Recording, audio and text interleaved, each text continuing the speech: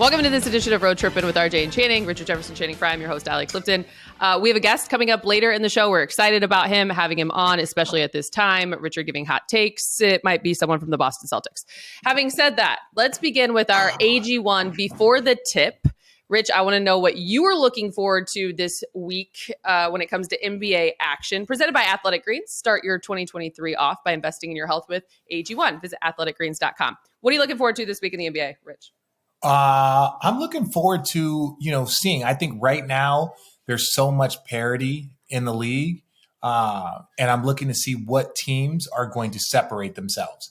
It's kind of like, the Tour de France. Everyone's kind of in the middle. Everyone is within striking range. They're like, yeah, but the Lakers are only 4 games away from 4th, right? Well, let's keep this. If you keep this pace up the way they've been winning, if you keep this pace up in 20 more games, that starts to look a lot less like positive. It's like, well, they're 10 games out of 4th. So that's the part of the season right now as I look to see who's going to separate themselves. And I'm really looking forward because the West is so tight. We've had the Pelicans in the last 10 days. We've had the Pelicans at number 1, the Suns at number 1.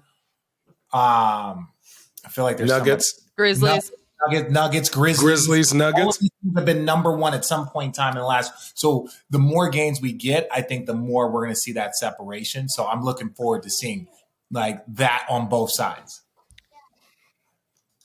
That right there, your AG1 before the tip, presented by Athletic Greens. We are going to do some rapid fire because the holidays are upon us. Christmas is right around the corner. And I want to get your 5 to 10 second take on each game that is going to happen that day. Channing, I'm going to give you 3. Rich, I'm going to give you 2. Having said that, because Rich, you are calling the final game of the night on Christmas Day, Suns at Nuggets. So Channing, I'm going to start with you. Sixers at Knicks. You get 5 to 10 seconds to give me favorite game of the night. Favorite game of the night because Joel Embiid shows up and shows out every time when it's a big game. The Knicks are good. You're playing Madison Square Garden on Christmas. He's going crazy. And, he's going to be talking to Spike. I like that action. Okay, that's my game of the night. And you have Sixers or Knicks winning? The Sixers. Okay. Going on to the second game of the day, Lakers at Mavericks, Rich, 2:30 Eastern. Oh, Mavs are going to cook them. Lakers are going to – Allie gets all quiet. That's what I'm saying. Lakers are going to put up a fight. I'm not saying that – when I say they're going to put up a fight, bro. It ain't going to go into overtime. But, yeah, I'm just saying at the end of the day, hey, Lil Rich, who's going to win, the Mavs or the Lakers? Lakers? Yeah, he said it with a question mark. Lakers? Appreciate you, Little Rich. Okay. He also believes in Santa Claus still. We also don't need the facts to get in the way of a good story. We didn't see his reaction, and we all believe in Santa Claus. He's bringing all the best gifts. Channing, Bucks at Celtics. 5 best. I think this is the best basketball game. Maybe not the most entertaining, because how many times are you going to watch Giannis dunk or go 2 dribbles left, spin move, dunk? But this is going to be a great game. It's going to be a great game. The Bucks and the Celtics are trying to figure out their way. Both of them, I think these are the teams in the Eastern Conference Finals. Amazing, great game. I will be drinking eggnog in there. With cinnamon. Richard, Grizzlies at Warriors. 8 o'clock Eastern. Man, no Steph Curry. That's tough. I think the Grizzlies are going to do their thing. And wait, is it in Golden State? Yeah, it's in Golden State. They won. Grizzlies at Warriors. Yep. It's in Golden State. So, yeah, the Warriors will be better, but I don't know. No Steph. Well, we'll see. TBD. I'm picking the Grizzlies. I'm interested to see how teams react to John Morant being like, in the West, nah, we ain't worried about nobody. The Celtics, yeah. And literally just picked out one team. It was like, I want to see how teams react to that. I think this is my hot take. Touche? You mean touche? You got it. I think my hot take is this is the last season that the Grizzlies are going to be the lovable, fiery underdogs. Right? This is the last season that they'll be the lovable, fiery underdogs. Where it's like, you like it, the brash, young kids that are like balling and they don't take no shit, nobody. Next season, let them lose in the second round to the Warriors. Let them lose in the second round to, let any of that happen next year. It's going to be like, well, can they win? Can they do this? Like, can Luka get out of the first round? Like, all of a sudden it goes to the criticism starts to change versus like positive, like, oh, they're going to figure it out. And it's like, will they figure it out? That shift is very, very quickly. And I think talent and expectations come like this. Then all those antics go from, does this equate to winning? This is like, oh, they're better than they were last year. But then it goes, oh, you're just the same. Maybe you need to change something up. Because that's hang on before we get into this last game. Why are they underdogs? They're underdogs because they're young, because they're so young, because they're still, that's what I'm saying. You look at their core unit is all under like 24. When I say underdogs, it's not a main city. It's Memphis. It's everything. Okay. It's Memphis. Yeah. It's Ja Morant is known, but he's not a superstar. He's not Jayson Tatum yet. He's not Steph. Ja Morant is one of those up and comers, but he still hasn't made that next level splash in the playoffs that everyone is expecting. The minute he does that, okay. And that statement right there, let me give you an example. That statement of him saying, we're not worried about the West. If Steph were to say that, people would be like, damn. If Giannis were to say, oh, I'm not worried about the East. If Giannis were to say these things, they would carry such weight where Ja says it and everyone's like, oh, those are just those young guys. Those boys are confident. They're David and Goliath. They'll take on anybody. There's a positivity that comes with that kind of like that arrogance and confidence. It don't come when you get older. Like, and if an older player were to say that, people would look at him like, if you've been there and have done it and said that, it would exactly what Rich is saying. It would have crazy weight. But the fact that he hasn't done it, it shows that they want that mantle, that they're like the guy always going for the throne, where you're like, man, I hope he gets it this year. And if he doesn't, okay, well, and next year, eventually we're just going to stop rooting for him. They're going to humble themselves and not say shit like that and not say things like that. They're going to humble themselves and not say it. We don't say that word. That's what. Ooh, cussy mouth. Yeah, but the tis the holiday season. I love when you two agree with one another. This is weird. Yeah, but that's the thing. It's like once final. Go ahead. All right, I got nothing. No, you got to finish it. That's my fault. I was going to say that's the end part. If he says that statement in 2 years and they've never like been to a conference finals, people going to look at them like they crazy and start talking trash back to him. Like, bro, you haven't accomplished anything. Right now it's that confidence. It's like that Ben Mathurin when he was like, oh, I think I'm better than LeBron. Like that it's that young, fun confidence, the arrogance that you love. You love it. But eventually you got to start backing that stuff up. Don't tell me that you ain't worried about the West if you ain't been to a finals in 2 years. Fair. Got it. Yeah, makes sense. Final game of the night, Suns at Nuggets. Channing. Richard is calling it. I just want to see if the Suns implode, kind of. We knew there was something. And I don't expect coaches and players to always get along, but it just seems like Monty gets along with everyone except for one person. And then to watch Bradley Beal look at Mikal Bridges and DeAndre Ayton yelling at each other. And, it just seems like a lot. And so for me, I'm like, obviously I'm a Suns fan, obviously diehard Suns fan. And for me, I want to see them do well, but I also understand that they are where their chemistry used to be top 3, top 4 in the league, what we assumed. It seems to be kind of fluttering down, and they're going to win because they're well coached, they're prepared, they have talent, and they have Devin Booker. But who are they? Like, do they really expect to win? And secondly, I don't know what's up with the Nuggets, but why are they the least watched team in the NBA? Like, I think it's statistically correct that they are the least watched team in the NBA. It's like Jokic is amazing and does these amazing things, and people are just like, I'd rather watch, who knows? I'd rather watch San Antonio. Yeah. Speaking of, he's around the corner. our guest. But first, it's time for our Chase Freedom Cashback Player of the Week presented by Chase. Channing, player that you've had your eye on this week. Ooh, Kevin Durant in the New Jersey Nets, in the Brooklyn Nets.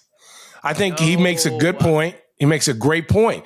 They got to jump through hoops to get the same credit that other people do.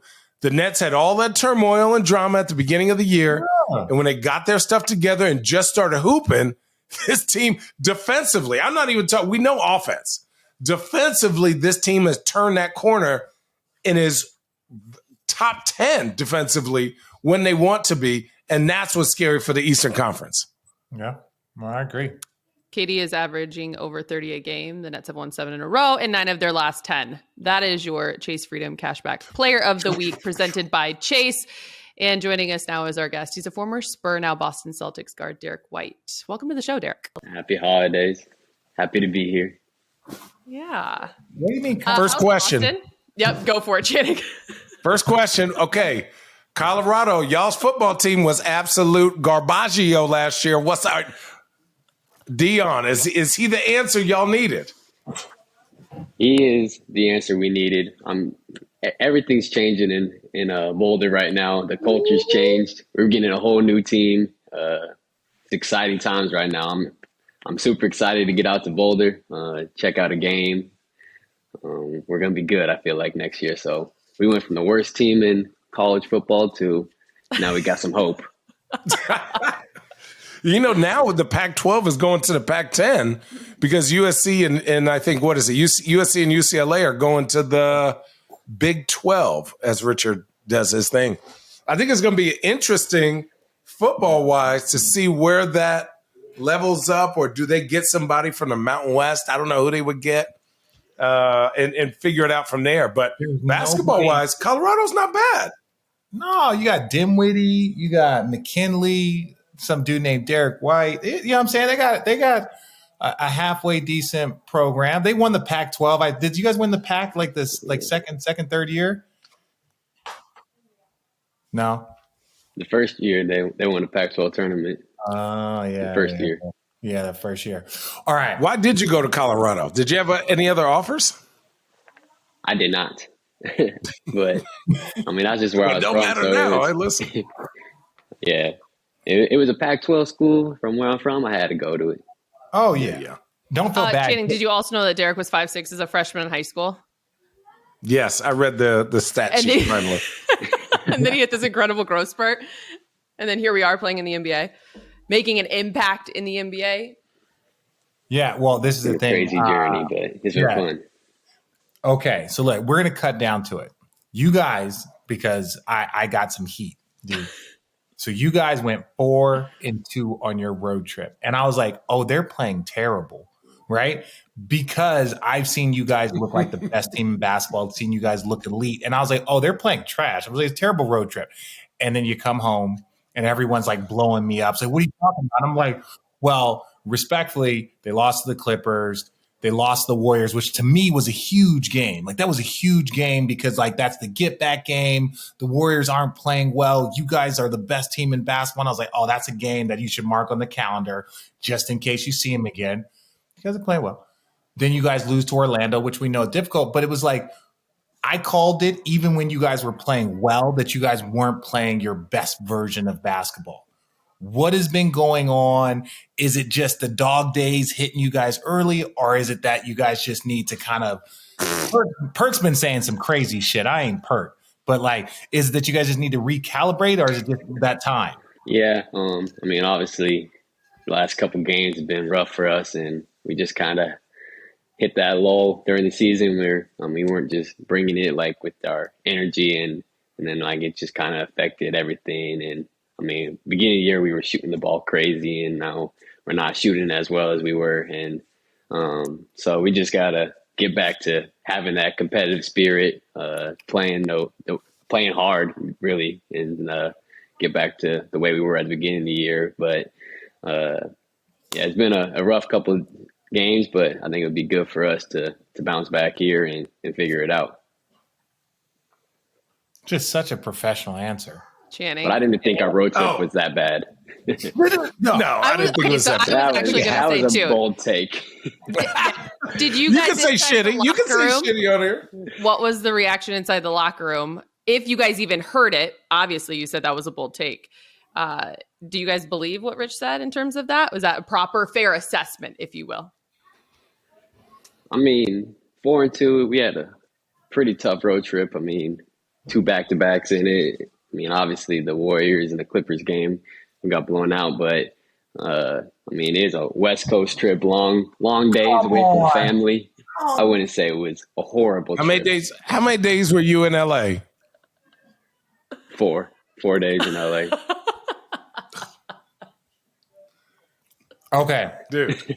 I'm not trying to make my argument that it was a terrible road trip. What I am saying is that the Boston Celtics and what you guys are capable of and what you were playing at was far and again, I know you're going to shoot some threes, but again, I watched the whole Laker game and whooping they ass. Forget whooping they tail. Then they come back and you guys get to win. But Anthony Davis still had free throws after you guys were up 18, I think, had free throws to win the game. And I think that you guys are the best team. I think you guys should be favored. You and Milwaukee should be favored to win the championship, all of these things. But as competitors and as players, we look at certain benchmarks of are they going to be a 60-win team? Do you have the capability of being a 60-win team? I think so. I think you do. But if you guys are playing down the road trip, come on now, D, you got to give me a little bit more something we got knocked out our shots. Our defense was trash. Guys were sleepy. We got to lock back in. Come on, you got to give me something. Yeah, I mean, we started the year off shooting crazy, and we had 4 guys shooting 50% from 3, and so obviously we ain't shoot that well during those trips or during the road trip. So I mean, it wasn't obviously the perfect would be 6-0, but I don't think it was a horrible road trip. Okay, I'll take it. Can we just look across the board to all teams the first couple months? There was no defense being played. There was historical offensive numbers going on in the NBA for almost every single team. And now things are settling down where some teams are on Wemby watch. Other teams that we thought were going to be boo-boo are really good. Teams are figuring each other out. I think coming into the season, I think people thought there was going to be this huge, separation between, it was going to be immediate. And I don't think it was as immediate as people happened to think it was, right? So, the Lakers aren't very good, but they have good players. Does that make sense? They're not a good team, but they have good players. That's a hard win. The Clippers, the problem is the Clippers rest their guys all month to play you, and then they rest them the rest of the month.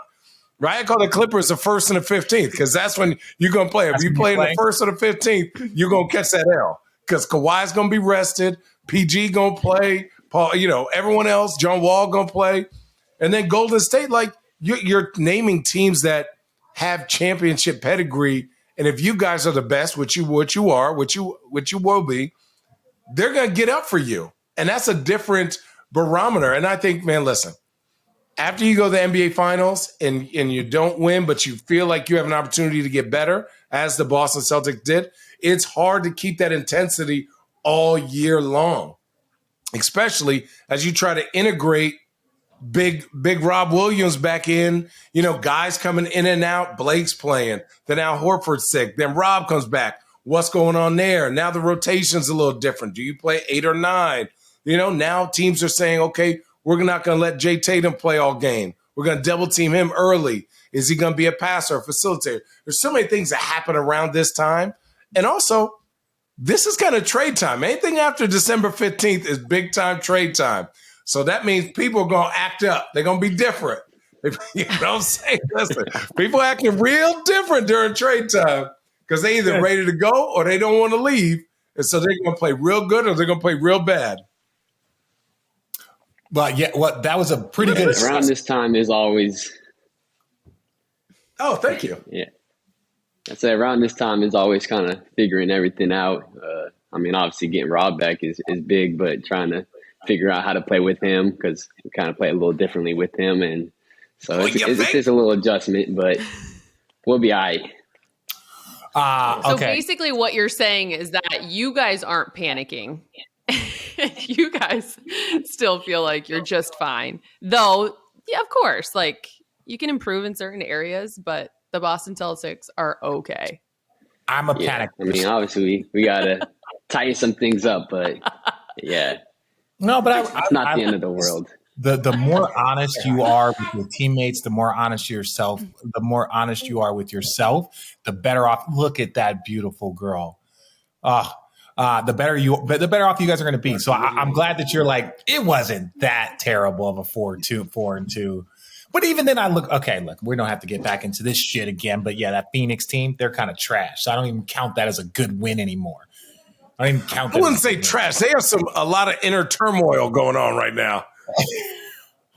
What I think things are bubbling over. That's just me. Anytime you see a coach point at you and then walk away, that's never a good thing. It's like, you motherfucker. Okay. Speaking of that, so you started off, you had Coach Pop, right? Now, how, for the people that have never fully understands Coach Pop, how fucking funny is Coach Gregg Popovich? He is funny. I mean, you kind of go in there and you're like trying to be serious around Pop, and then like he's just walking around telling jokes and doing his little exercises on the treadmill with his arms waving crazy, like yeah, all that crazy stuff. Is that you're like, what is going on here? But yeah, he definitely tells a lot of jokes, and sometimes he says something that like nobody will laugh. He's like, it's okay, guys, you can laugh. And so it was a great experience. Gregg Popovich is so intense that he gives people permission to laugh when he makes a joke. Just remember that. Yeah, it'd be like at halftime or something. He's like, guys, it's okay, you can laugh. Yeah, you know what? I was in Atlanta and the Spurs are playing. This is last year. The Spurs are playing the Hawks.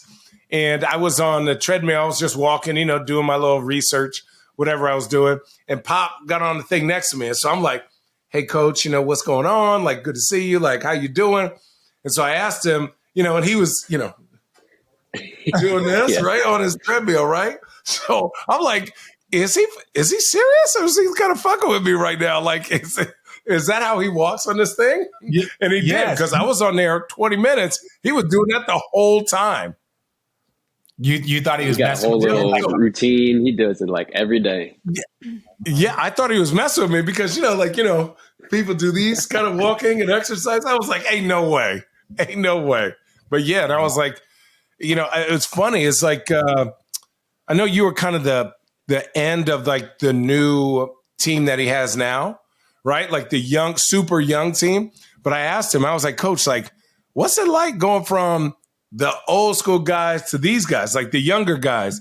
And he was just like, Jenny, you know what? To be honest, he goes, I didn't know what I thought, but now that I got to meet him and how much I love him, he was like, I could do this forever. He was like, man, I absolutely love that they listen and they're learning and they're getting better. And I always think of like your guys' 2 or 3 year team after Tim retired, after like those big three, like your guys' team was the beginning of like Pop understanding like basketball needs to be coached constantly and not like, let me run a play for 3 of the greatest players ever, and everyone else figure it out. I think it's pretty interesting to hear that from him, right? It's like, look at all these young guys. Like everyone's like, oh, the Spurs are going to suck this year.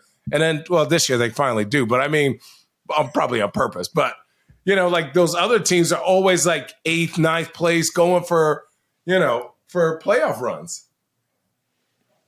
Yeah, I mean, sometimes he'll go back to what he knows back in the day, but he's definitely changing, especially like my last couple of years there, changing his philosophies and how he wants things to be done. So, I mean, it's cool that he's learning, so everybody can learn. Tell me about when he cussed you out the one time that you're like, oh my God, he's going to trade me. he's going to trade. He's going to trade. Well, he did, but like before he actually did, before he did. Get your ass up out of there. He traded me too. It's fine. He traded me too, but like before, where it's just like you look back on it now, and then like when you first got that, what the fuck are you doing? I will fucking never. I will send you back down to the fucking G League till you can't fucking see straight. That's Gregg Popovich. So like, give us a story because we all have them. What happens in the G League where you can't see straight? I'm trying to think. There definitely happened. Mm-hmm. There was one time. It was like before a game. He just called me out. Like I don't know. Like there's been like a rough stretch or something. He just calls me out. It was like, do you think you can play in the NBA? Like, do you believe you can play in the NBA? Because right now you don't look like you believe in this and that. And just in front of the whole team, just called me out. And I actually had a good game that night, so it worked. But it was just crazy. Somehow, some way, he always figures it out, and it works. But yeah, he definitely gave it to me right before the game in front of everybody, and just had to respond, see how I would respond. Yeah, he wants to check. And some players love that. Some players don't. Some players respond to it. Some players don't. Like, how would you quantify the impact he's had on for you to start there? And then obviously your journey has continued now. You've had a taste of the NBA finals, but how would you quantify kind of his impact on your NBA career so far? Yeah, I mean, I'm thankful that I started my career there, just learning how to be a pro, what I need to do from a day-to-day basis. I mean, and I think I just learned so much more off the court than I did on the court from him. Like he's always keeping us up to date with current events, whether it's in the United States, around the world, and stuff that I didn't even know or even thought about it. So just learning about so much different stuff outside of basketball. And he's always just talking about the important stuff of like family and stuff like that. So just to start my career there and learn from him, it was amazing. Hey, it's Kevin Hart with my pal Catherine O'Hara. No, I'm more of a bestie. Kinda, sorta. Right now, we're cash backing on everything we need for the holidays with Chase Freedom Unlimited. I got some ornaments and lights. 'Tis the season to cash back. And lots of wrapping paper. Maybe you're cash backing on a present bought for me? About that. I know you're kidding. Am I? How do you cash back? Learn more at chasefreedom.com. Chase, make more of what's yours. Restrictions and limitations apply. Cards are issued by JPMorgan Chase Bank and a member FDIC. Who do you guys think San Antonio fans love more, Derrick White or Richard Jefferson? Oh my God. Oh, Derrick White could fart and they would still like that fart more than Richard Jefferson. It's not even me. I always wonder if, Sorry, if any San Antonio players ever like current or maybe like shortly after I left were like, why did the fans hate Richard so much? Honestly, Derrick, I was one of the least favorite players in San Antonio. And I've never said it. Honestly, I played really terrible when I was there. It was, they got me year 10. It was a bit of a culture shock for me. I just didn't play well. And luckily, it was days before social media. It was literally the days before social media, or like as social media was just starting. So it was like, you could avoid it. And I think that's what it is. I think now all of the San Antonio fans, now that they have social media, want to voice their hatred for me. I think I'm less popular with San Antonio fans than I am with Knicks fans. And Knicks fans, Knicks fans can't stand me to save anything. Really? Yeah. I don't know. Knicks fans, I poke at them all the time. That's a take. All right, Derrick.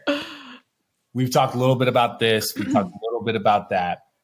What I want to know, last year during your guys' final run, and you guys had – this shit's exhausting, right? Game 7s and battling, going up against the best players in the world, and then getting to the finals and going against a dynasty, but like a vulnerable dynasty. They were, the Warriors were – but they weren't what they were in 15, 16, 17. They weren't that team, but they were still elite. What did you take from that whole playoff experience? Like each round, like getting there, the playoffs, losing, like what did you take from that experience? Because it is a once in a lifetime experience. Yeah. I mean, like you said, it's a grind. Like when we're in the finals, I was like, I don't even remember playing Brooklyn in the first round. Like that seemed like last season, like just from each round, everything just elevates. Like that was the first time I even got out of the first round. So just from that first round to the semis, and then 7 games against Giannis and the Bucks, and then 7 games against the Heat. Like all those games and minutes and everything kind of wore us down. And then we play in the Warriors, and they have all that experience, and we had zero experience in the finals. So everything is brand new, and you're kind of just learning on the fly. And everything that goes on in the finals is something that you don't really like, the media, and you got to do 30 minutes of media before every practice and this and that. Like that's a bunch of stuff that I didn't even know you had to do. So it was an unreal experience. Obviously 2 games short of the end goal, but I think we all just learned a lot from that. And it was like, we're gonna have to use that experience to get back there and understand that it's going to be a grind, but it'll be worth it at the end. You got 2 more games in you? Yes, it will. Do you have 2 more games in you? Can you get to the 16? Yeah, definitely. We definitely have the team and the talent and everything to get there, but it's just not skipping any steps. Here's a dumb question. Fact. Here's a question, and this is more of a lob pass to you.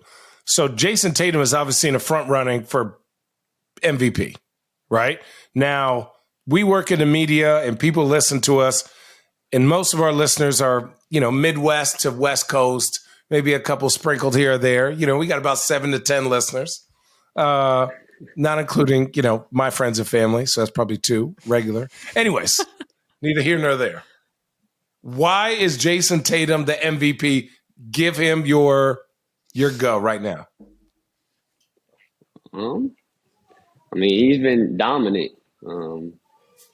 Every game he kind of does something you're just like, that's pretty special. I think this year he's just much more, much better at driving and finishing around the rim. And then obviously the shooting the threes that everybody knows. So, and then obviously he does it on both ends for us. We'll have him on point guards, we'll have him on centers, we'll have him guarding anybody out there. So just his versatility on the defensive end help us do a lot of different things on that end. And then offensively, he can do whatever he wants out there. And it's just fun to see. And I think obviously he's the front runner MVP this year. And he's just getting started, I think, too. So he usually has a big stretch later in the season, like throughout his career. So I'm excited to see what levels he takes this to. I want to go Rich Alex. Channing, is he your MVP right now? Me? Is he your MVP right now? Both of you? Yeah. He's Ooh. He's yours? Ain't no way. I have a very small list of people. It's hard. If you're not in the top 3 team on East or West, I can't. Yeah. I don't think that winning. here's the thing. I think he's in the conversation. I don't think because you don't give it for a reason after 30 games. I think we look at what Jokic is doing. Dude just had 40, 27, and 10. Just went for 13, 13, and 13. His team's the number 1 team in the Western Conference. Like, that's the thing. Like, you see the great starts in this. And that's why when I talked about your guys' road trip, I thought that, like, hey, if the Boston Celtics come out here, okay, you can lose to the Warriors. Okay, that's fine. Or you can lose to the Clippers. But, like, if you guys go out there and dominate it, then the MVP was his. And then we just go from here. Someone's got to come and take it. But I think that left the window open. So now you go and see what Embiid is doing. You go and see what Jokic is doing. Jokic just had 40, 27, and 10, Channing, before you start making faces. You know what I'm saying? Like, that's like stuff that we never see. So the 2-time I'm MVP making faces because, like, he's – what do you mean it's not? Okay, come on. What? I'm not trying to – let's not get in this argument. It's not an argument. I'm just saying, like, let's not get in this argument. Jayson Tatum is a top 3 guy. I don't think you could give out the MVP right now. Okay. I think, like, no one's voting 30 games in, but I think him, Giannis, and Jokic are my top 3 currently. I have him above Ja. I have him above. Why? Luka. What? Who? What? I'm looking at like. So because, okay, Here's what I would argue. Let me argue this.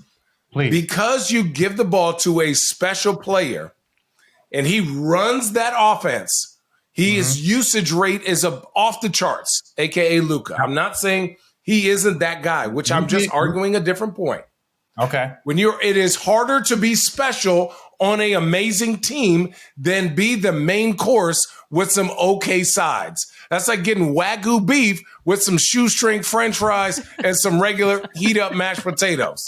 Okay? Come on. It's harder to be special What's wrong on the with heat up Celtics. mashed potatoes, bro? Heat up mashed potatoes. Think about That was this. good. How That's my hard is college it? night. Man, what? Ramen That is- noodles and blackjack pizza and Filibertos. Come on, what we doing? Richard, Well, Jokic he will have spurts. He will have spurts. Jokic is special. And I'm a big Jokic fan. He is having spurts. They've won. They're getting better. Conversation. He is not the MVP this year. You realize that they're 19-11, with all due respect to the Boston Celtics and our current guest. They're 22. They just won 2 in a row, man. They're having a good week. 10. They're 22-10. They have one more loss. Richard, There's a they're long way team. to go. That's what I'm saying. Thank Derek. you. It's a long way to go, Thank you, Derek. It's a long way to go. We got 50 games left. Like, Thank you. anything can happen. Again, I don't have a I vote. remind you guys as well. Neither do I. Exactly. And I also remind you guys that I asked at this point in time, I wasn't asking you to pick an MVP 62 games away, however longer we have. Sorry. Clearly, I should not have asked that question. No. Derek, I do have a question for you. Are you eating, Richard? You spent time, Derek, at the end of last year, being traded midway through the season with Ime. And now you guys have a new leader at the forefront in Missoula. Differences, similarities in terms of, the coaching style and how you guys have obviously responded, which has been great on both sides.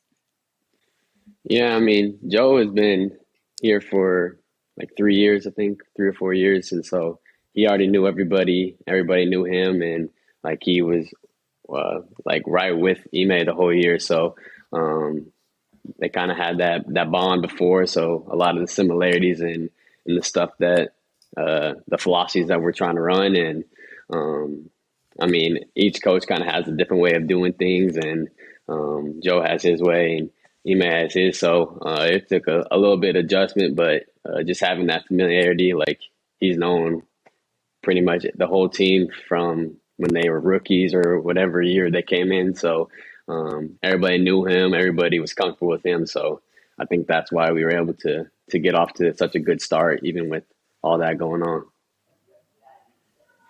What was the hardest part?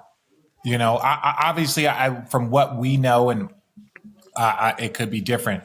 Like I was I got the feeling that the Boston Celtics players were finding out kind of at the same time everybody else was. And so to come off of finals, to have your summer workout, to get ready to go and, defend your conference title, try and go get that championship. And then this happens. What was the hardest part in that transition between finding out and starting the season, that little window? I mean, there were just a lot of questions. Like we didn't really know what was going on. We didn't, like we were just kind of like, I found out, like my boy texted me, that's kind of how I found out.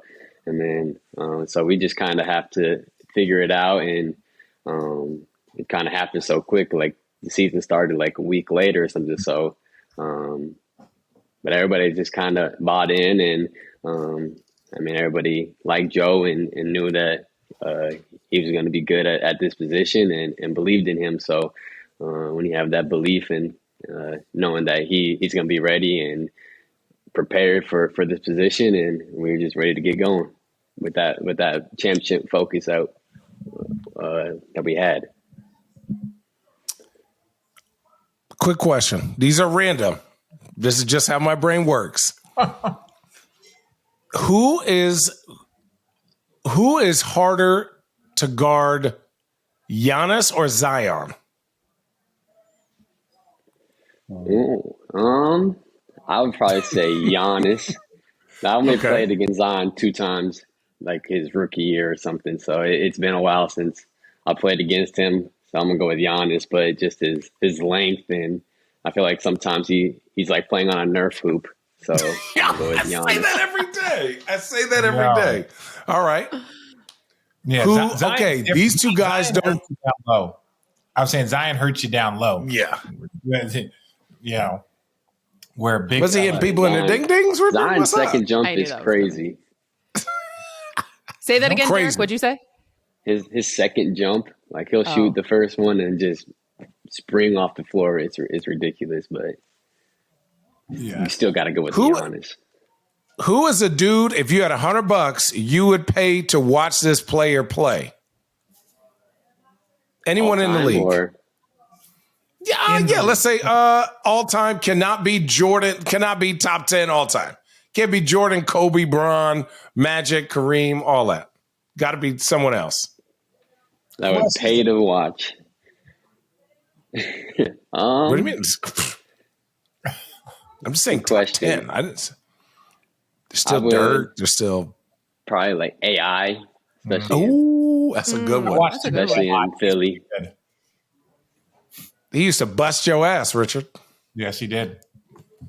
I never played against Philly. Channing, I'm gonna channel your brain here for a second, because we actually did this on our show last night, and I'll have the three of you come up with a starting five together. Okay. Of what? When you look at the top five scorers, you've got Kareem, Bron, Karl Malone, Kobe, MJ. Okay. What top five beats that five? Who would I take to beat that? Oh, there's no any other player in the field. Top five to beat those five. We talked about this with James Worthy last night on the show. He actually, I took it from him. So you guys come up with a five to beat it, and I'll give you the one name that he said has to be on that list.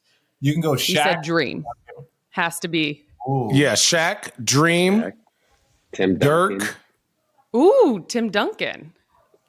Okay, you're taking Tim. Are you taking lockout year, Tim? Because I'm taking, what is that, 07? Or no. When was it? Oh, what's up, little Rich? Hi. That's Derek. Well, that boy got that old school fro.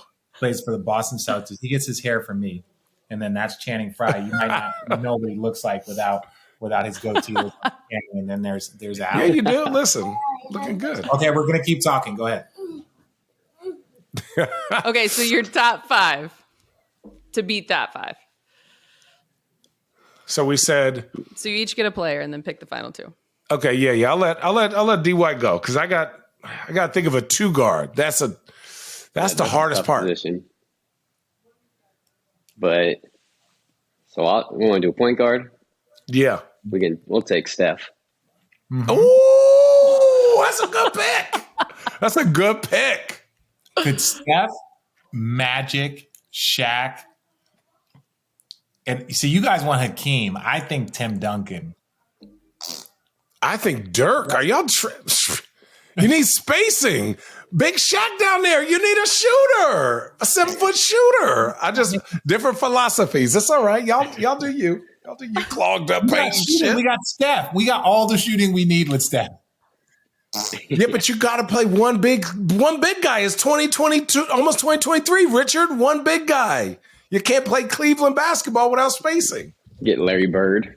Ooh, Larry. That's a good one. All right, so you got Steph, Larry, Shaq. Are you going Tim, Dirk? Who are we going? Tim, Dirk, or Hakeem? This is my team. This is wild. This is my team. I let you guys go. I don't love it, but I think it can compete. I'm going to say Magic, Steph, Larry at the 3, because I have Steph at the 2. I have Steph at my 2. I think he's a 2 guard. Larry at my 3. Then I'm going to go Tim Duncan at my 4, Shaq at the 5. Wow. That's not bad. Okay, what about? Replace Magic with KD. Oh, that's a good one. So KD, and everything else is the same, Derek. KD, Steph, Larry, Tim Duncan, and Shaq. And Shaq. Daddy. And me? No, I'm not that good, bro. Yeah. Well, let's put yeah. How about knows that I'm better than Channing? Steph, KD, Bird, Braun, and Shaq. Braun's already on the other Can't team. use Braun. Yeah, you Brown. Yeah, I told you. Tim Duncan. Not Tim Duncan. I'm going Dirk Nowitzki. I'm going all shooters. Now what? Come get these. Okay, we need this all laid out. That's amazing. Iverson, Steph, KD, Dirk, Shaq. And Daddy. No. No, Daddy gonna be getting water.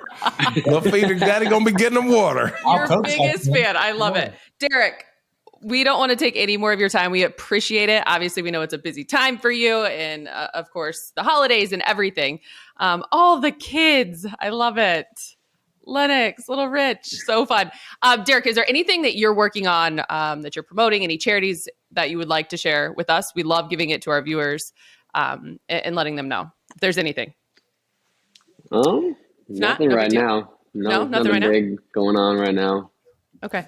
The main Big Special main Olympics, thing. so support Special Olympics.